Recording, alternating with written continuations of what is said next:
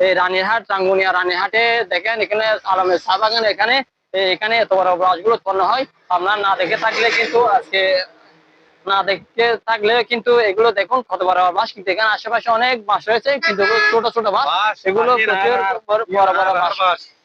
না আমি সাংবাদিক, একটু ওই ভিডিও করতেছি, যেটা সাংবাদিক আমি মাছ লইবে না, অত মাছ লাগবে না।